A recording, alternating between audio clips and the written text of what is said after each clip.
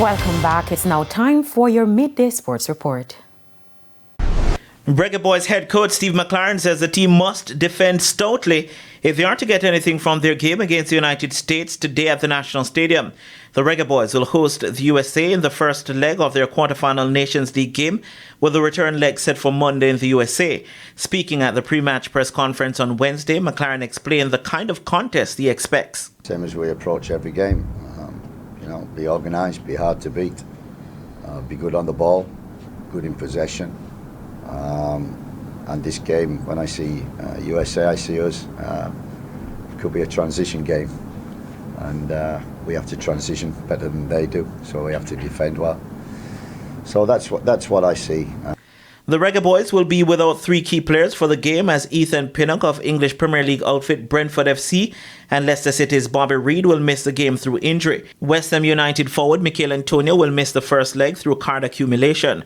Meanwhile, US head coach Mauricio Pochettino says he's anticipating a tough clash against the Reggae Boyz. Since his appointment, Pochettino has overseen a 2-0 win at home over Panama and a 2-0 away defeat to Mexico.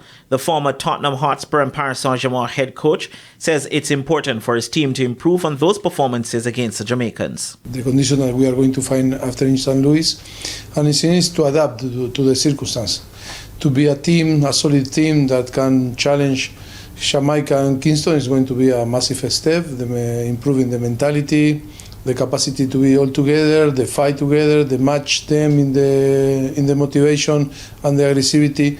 I think after Mexico is one of the best things or the main thing that we need to improve. Tonight's game kick off at 8. West Indies captain Rothman Powell says victory against England in the third T20 International at the Darren Sammy Cricket Ground today could be the spark needed to turn the series around.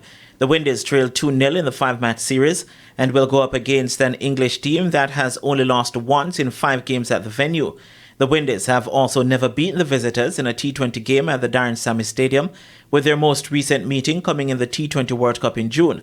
However, Powell feels the players will be up for the fight in today's game. I think it's a case of guys have to look on it from an individual perspective, to see if we as individuals bring in enough to the table, and then we try our best to try to put it together as a team. We have areas that we definitely need to work on.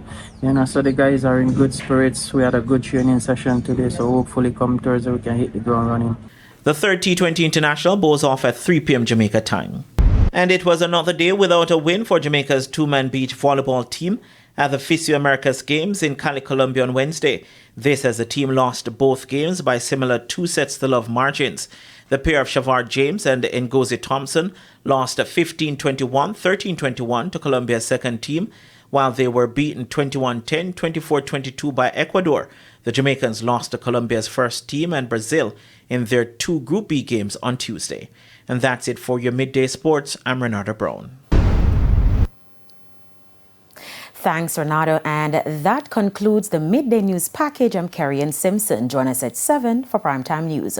On behalf of the news, sports, and production teams, good afternoon.